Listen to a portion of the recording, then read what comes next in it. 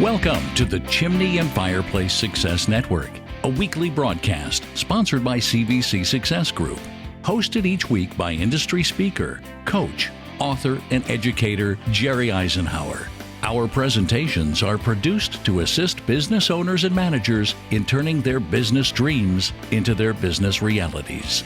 And now, here is your host, Jerry Isenhour. Well, good afternoon, and I want to thank you for joining us here today on the CVC, our podcast, and also our broadcast, which is our Chimney and Fireplace Success Network. So every single week when we do this, we try to bring on what I call a subject matter expert, someone that can bring value, because our entire purpose in doing this show is to share value with industry members, people in other industries, and how we can help them. So today is no difference. Today I have a superstar guest on here with me that I think is going to be able to speak very solidly and very knowledgeably about our subject matter. And the subject matter is the owner and general manager of a home service contracting business in the year 2021. And my guest today, her name is Debbie Wiedwald. And I've known Debbie for many, many years, and she owns and operates a home service contracting business that has their niche in the chimney service business by the name of Blackburn's Chimney in Columbus, Ohio. So Debbie, how you doing today? Let's tell folks a little bit about yourself. Sure. It's good to see you. It's been a while. I own Blackburn's Chimney Services, and our company's been in business. This is our 35th year. I've been with the company for 19 years, and my late husband, Steve Blackburn, started the company. And when he passed, I continued the company on. Right. So when Steve passed, were you were working in the business at that time, or you were not working in the business when that fell on you? I was working in the business. And so actually in 2002, I joined the company to work, part-time so that I could be home and work with the children's schedule and, be home when they got home from school and have snack time with them and all that other fun stuff you can do as a parent, and when you can have some flexibility with your schedule. And as they got older, they didn't necessarily want to have mom around all the time, and so I spent more time at the company. And when Steve passed in 2011, I just continued it on, because that was something to do every day, as well as what I had known for quite a while. Gotcha. So before you went to work with Steve in the business, what were you doing? You were working before then. You and I knew each other. I actually met you. Steve and you were traveling to Florida one time to go on a Disney cruise, and you, Steve, and the kids stopped by my retail store, and that was the first time I'd met you. So what were you doing before you got into this industry? My background is in social work, and I was working in child welfare. You work, okay, got you covered. Because I can remember Steve, and that was one of the things when we were in the same mixed group, and Steve would always talk about your influence and how you was trying to get him to give employee benefits and other things back in those days, and how it was going on, how those type of things. So in today's world, it's 2021. What's it like to be a female, a lady, that runs a business such as this, that's conceived as something that a man should be doing? How's that feel in this day and time? Most days I don't notice a difference. When I first got in the industry, and it may have been just the experience, I remember going to a chimney sweep convention, and at the trade show, I walked around with a gentleman who had been in the industry forever. And so where I thought he would help me as a bridge, meeting people in the industry, I was pretty much, the assumption was made that I was maybe his assistant, an office person, that type of thing. And most of the conversations were directed to him. And it was quite frustrating trying to speak with the vendors and getting to know a little bit more about the industry, with not having people really talk or really engage with me. But that has changed, and maybe part of it has to do with the confidence that I have now and the people that I know in the industry. Occasionally, we'll get phone conversations or calls where, let me talk to the owner. They won't assume or won't understand that I am the owner. I remember it wasn't that long ago, actually, I was at an industry event, and again, this assumption was made that I was an office person only or an assistant. But for the most part, people maybe will ask me a little bit, you're the owner, with that questioning. But for the most part, people take it in stride that I'm the owner and able to make the decisions, on behalf of the company. Would you say it was tougher to get vendors and suppliers to recognize you than it was your customers, possibly? Perhaps initially, and customers don't seem, like I said, have much problems with wondering if, I am the owner or I can address their concerns. I mean, occasionally you'll get somebody who's like, okay, you're the daughter of the owner or you're, the spouse of the owner. And it's like, no, I'm the owner. Gotcha. So what about hiring of employees?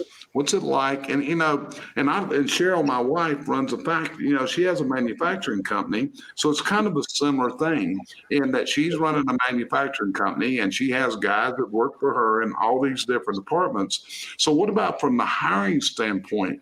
Whenever people come in and they find out that Blackburn's is owned by a woman, do you see any factors that come into play in that? I don't. And, maybe one or two employees may have questioned and asked, am I really the owner?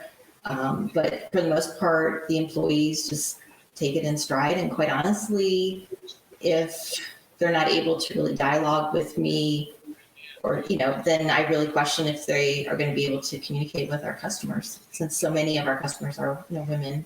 They're making decisions on behalf of the household. Yeah, I know when I walk through Cheryl's plant, I haven't been there in a while, and people see this guy that comes in the back door, and it's like, well, who's that guy? And some coworker and some of his workers that works with him will say, well, that's Cheryl's husband, Jerry. Well, is he the guy that really owns it? It's like, no, we don't ever see him. He got nothing to do with this whatsoever. So would people come in when they look? I mean, Jim is your production manager. Is it, do they understand that this is a hierarchy, that you're the top dog in this operation? You're the one that makes the decisions. I think they do. However, my leadership style is very collegial, and I sometimes will ask questions of Jim in terms of help me to understand why this vendor versus a different vendor, or why we're pursuing this line of product versus a different line. But for the most part, it's just mainly deferring to Jim and the decisions that he makes with regard to the vendors.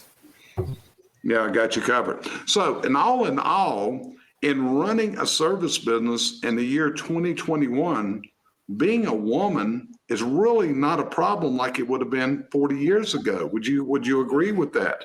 Looking back, and I can remember the stories that Cheryl has shared, what it was like 40 years ago, 30 years ago, to be a woman in that ownership role. What did your daddy give it to you or whatever, all those kind of things. Okay. So, but it's a really good subject matter. When you look at it, I know a lot of my clients and people like Brandy that was just on here, when you look at it, basically if you go to Flues Brothers, Brandy's the one running the operation much more than Jeremy is as a rule. And you look at it, and that's not the only place around the country you see this. I mean, I often see that women are so capable in a managerial role, it is unreal. And in hiring GMs and stuff, many times a woman is the top candidate these days. Yeah, there really shouldn't be a difference in this day and age. There should be opportunities, equal for women and men, definitely in leadership. No, I don't see it where it should be a difference. Like I said, it's something coming up. And if I'm an old Southern boy and I can accept this from the deep South where I'm from, then anybody ought to be able to accept it this day. That kind. So as you've done this, Debbie, you have taken this company, I'm going to say, and describe, since under your leadership, you've taken it to a very high level. One of the things is you moved from one facility and you've got an extremely nice facility. I guess are you still in the same facility that I visited you were in a couple of years ago? Yes, I absolutely love the building and the location. It's a great match for the company. Okay, and the building you're in, is that a building that you purchased or is that a building that you're leasing? No, we're purchasing it. Okay, so same token, when you went to the bank and you got your purchase agreement going, do you feel like there was anything held against you because you were a female in this ownership role? Were there any challenges in funding your building? No. Mm-mm. So what made you decide to take this business to, I'm just going to call it a higher level? What was it that drove you there? If we look back at what y'all were doing at Blackburn before you took it over and where you're at today, there's a big, big difference. And that's because of Debbie. And what do you think drove you to do that? Well, with my background in child welfare, and at that location, there's so many regulations and just so many requirements and paperwork. And so for me to be running a company that's much more structured feels more familiar, I guess, given my background. In child welfare, you have to document, and, if something wasn't documented, it didn't happen. Similarly, as we do inspections, it's so important to document as well. Yeah, got you covered. Now, one of the things you had, and like I said, you brought up that Steve passed away in 2011. And Steve and I were members of a mixed group that I had dropped out before you came in, and then you had this mixed group. How important was this mixed group to you from a support mechanism? And did they recognize you as an individual, or how long was it before you weren't Steve's wife that you were Debbie? Well, as you know, with the mixed group process, you go and visit other companies. And I had met most of the people in the mixed group a few times because they had, came to our company when Steve was alive. And so I always felt accepted by the members of the mixed group. And so once, when Steve passed, the group members were extremely supportive, wanting to help. I had folks, come and visit me.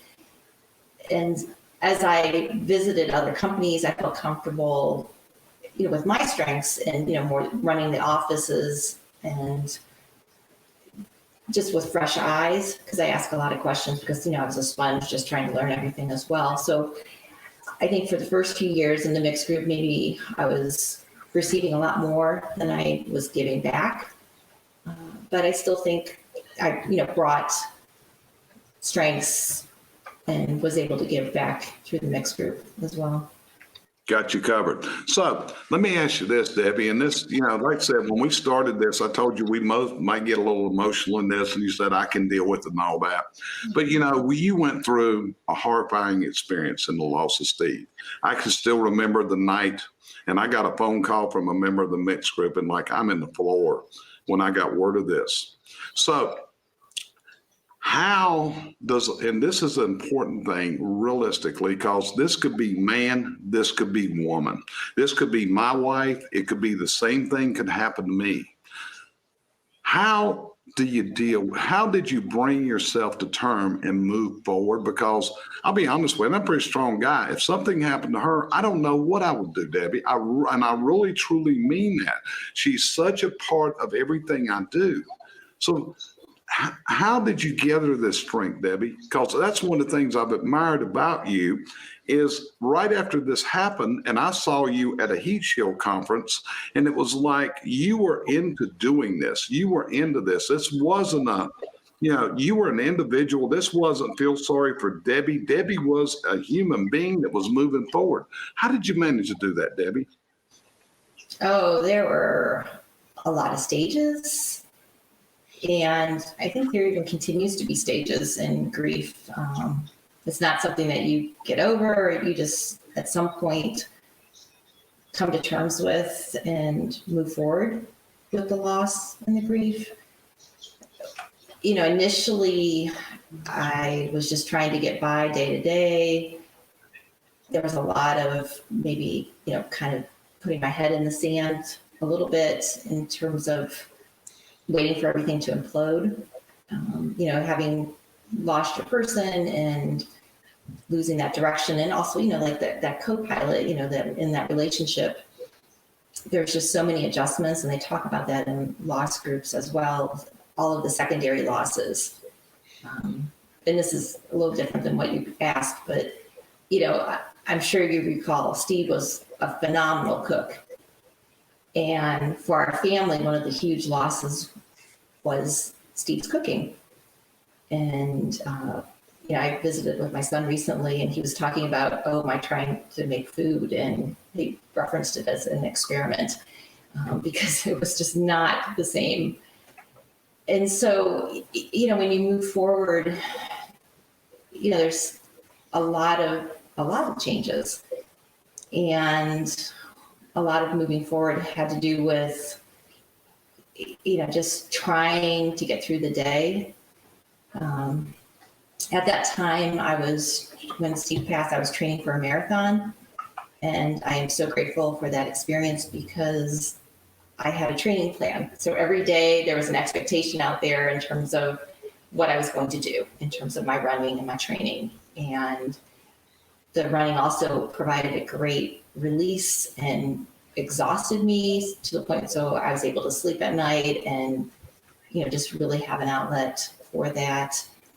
And early on, there'd be days where I would, visit the cemetery and have these conversations with Steve, like, look what you left me and all that. And, it's evolved now to, I'm responsible and I've had to rebuild my life.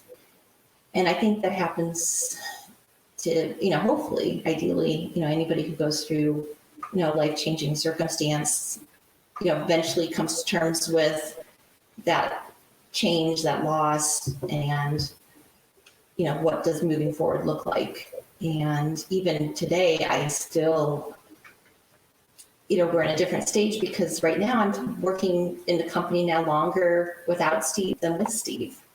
And initially, I wasn't sure I would even get to this point. And so it's just been really interesting having that mindset of decisions made were really my decisions, and I can't look back anymore and blame Steve or that type of thing. We've moved forward. Yeah. It's a different company. Hey, Debbie, the guy that I told you was looking for a chimney sweep, he's on here right now. He says, does your company come to Marion? Oh, we do not.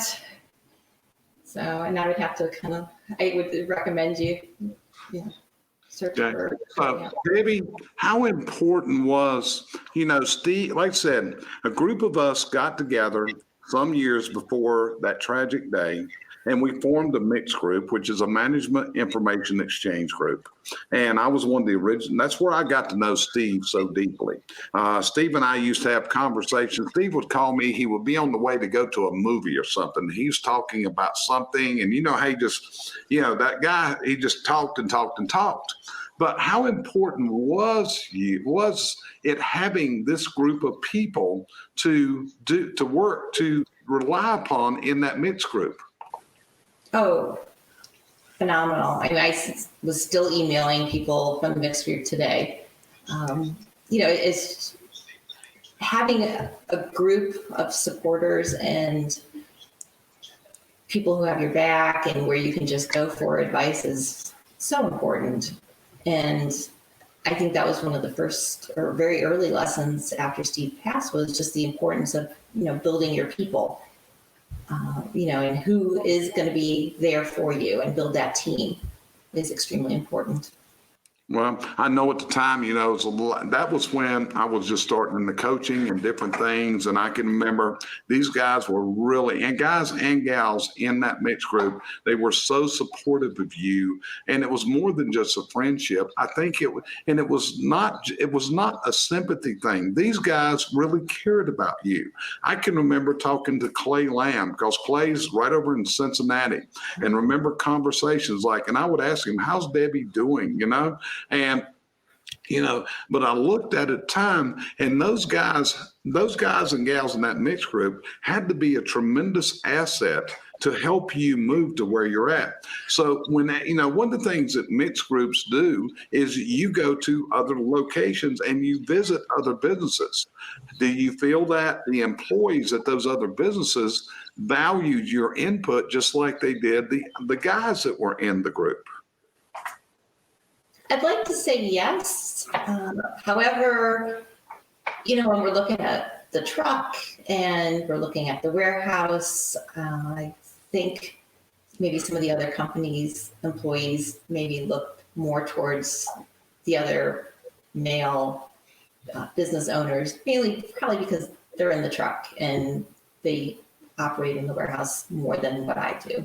Yeah. Well, it's like Brandy that's on here right now. Brandy works with our company, and that means she actually visits company. It was really a kind of a funny story, but about 6 months ago, she made an initial visit with a new client. This was, or might have been a year ago. It was before COVID, because I hadn't been able to get her out of Kansas City since COVID hit. Okay. She is locked down till this stuff's over with. She ain't traveling the way it is. But anyway, I remember that she went into their morning meeting, and this guy was giving her a fit because he thought she was just some lady that the owner had hired. And when he found out that she owned and she was part owner of a chimney sweep business that was very successful in Kansas City, he was blown out of the water because he thought she was just some college educated coach, didn't know that she was coming in with the experience that she does.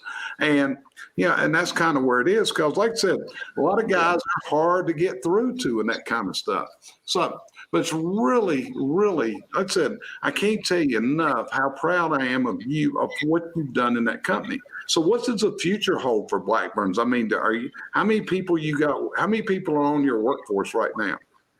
We have 20 employees. Okay.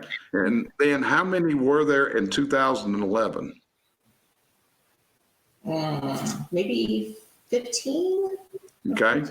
Yeah, and we've had some turnover. I mean, we have some employees that have been there for the last 10 years, and it's been weird too that the majority of the employees didn't know Steve. Yeah, that's what I mean. So, but his effect's still there. Have you still got the 56 Chevrolet? It's a 57 Chevy. 57. Okay, I thought it was a 56. Yep. But you still got that, right? Sure do. I can remember when I visited y'all, that Chevrolet was in his showroom. When I walked in the door, it's like, Steve, what are you doing with the car in your showroom? You're not in the antique car business. You're in the fireplace business. I'm trying to understand, but I can remember. Do you still keep it in your building now, in your showroom, or what do you do with that thing now? We don't. We ran out of space, and actually in 2016 I moved to a new house and remarried, and so the 57 Chevy is here at the house. My cat's visiting, sorry. But the funny story is that my new husband actually has a 57 Chevy as well, and that was partly how we met, because his profile, we met on the online dating. But his profile had a picture of a 57 Chevy. And so I figured, well, if nothing happened out of this friendship or relationship, I would know maybe perhaps what to do with this 57 Chevy, because I don't know if you know, but I can't drive my 57 Chevy. It is a manual, and so I can't drive it. And with getting to know Mike, my husband, his Chevy is actually automatic. And so when we go to car shows, I drive his Chevy and he drives mine. And so it actually works out really well. That's phenomenal. Well, Debbie, Like I said, I think this has been a great call. I think that you've shared some things here that are close, they're personal. But like I said, I just want to let you know I am so proud of what you've done. And knowing Steve as I did, I know how proud he would be now. I can remember in fact, I'll tell you, I used to give him a hard time because I'd tell him, he would bring in the mixed group and it was input of yours. And it's like, you got to do this, you got to do this. And I'd tell him, Steve, you're crazy. What are you talking about? You can't stay in business with those ideas. But your ideas work, Debbie, because you've been very successful with them. They really, really have. So I want to appreciate you coming on here today. I appreciate the hound out of this and to the people that have joined us. I like the Brandis Wiedwald said, I love the 57 Chevy story. But tell me this, Debbie, how come you've never learned to drive a straight drive since you own a 57 Chevrolet that is a manual shift? You've never tried, you don't want to, or what? Well, that goes back a few years as well. And my dad was a car collector. And so we actually bought the 57 Chevy from my dad when he was downsizing and moving to Florida. And, when you talk about that partnership, I never had to learn how to drive it because Steve drove it. And so once he passed, that didn't seem like the time to learn how to drive the 57 Chevy. And then my brother-in-law, Bill, would drive it and get it out. And so now I got Mike that'll drive it, but it's, the 3 on the tree, and Yeah. It's a little more complicated and, it's touchy. But anyways, my dad, through his collections of cars, he tried to teach me how to drive a stick shift. I think it was on a Corvette, when it was an older Corvette. And my dad has all these rules about Corvettes and when you drive them and don't, and how you park them and all that. Anyway, so it started raining and the windshield wipers had never been used because you don't take Corvettes out in the rain. And so the windshield wipers were clacking and, not adjusted properly.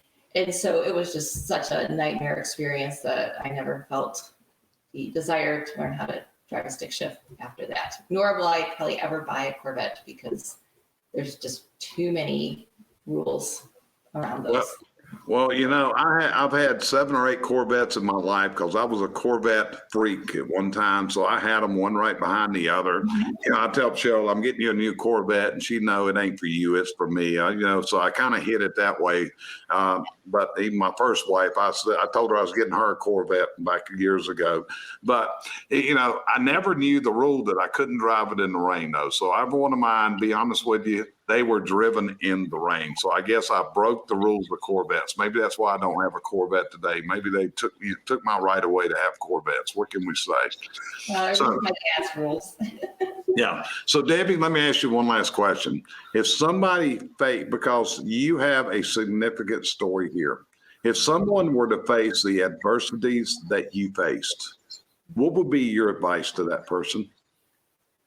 How to move and live on? Definitely look at self-care and reaching out to people. And you were very helpful and continue to be helpful in the mixed group. And the importance of building that network and having other folks provide support is so important. Nowadays with social media and Facebook groups, and there are so many different groups out there to provide support as well. When you are grieving and facing such a horrible loss. I think, trying as much not to isolate is important. And I think really it's important to feel those feelings, and accept them, because I think that helps with moving on to, next steps with the duality of life can be both great and sad at the same time. And, life doesn't have to end after a tragedy, and you can use the lessons learned. I try to always remember to find the points to be grateful about and the positives, because there's a lot of gifts and blessings, even in the midst of tragedy. facing those awful experiences after Steve passed, good things came out of that in terms of my relationship with Steve's brother is phenomenal. Shortly after Steve passed, my dad spent 2 weeks at my shop just being present and helping. And my brother came up and helped as well. And there's always, I think, gifts if you can look for them. And you may not see them initially, but even in tragedy, you have to, I think, look for the positives. That's some remarkable thoughts, Debbie. I don't know if you saw what Randy put in there, but she said Debbie needs to write a book. But I'm going to also tell you that's what I've been telling Brandy for a while. So Brandy can't tell other people to write a book until she can write a book. But since I wrote books, I can say, Debbie, you need to write a book, okay? Because seriously, it's like I've told Clay and other people, the challenges you've been through, this can inspire other people. And that's what we work towards every day, is inspiring other people, helping them get to their dreams, doing those kind of things. So you, my young lady, you are an inspiration to myself and to so many others. And I just want to thank you so much for spending your time here with me this afternoon on this broadcast. Thank you very, very much. We appreciate you more than you know. Thank you, Jerry. Okay. And with that, my name's Jerry Isenhour. Tune us in next time as we have another episode of the Chimney and Fireplace Success Network. Thanks for joining us here each week at the Chimney and Fireplace Success Network, sponsored by CVC Success Group, providing you the coaching and educational outreach services you need to move to your dream destination in business and in life.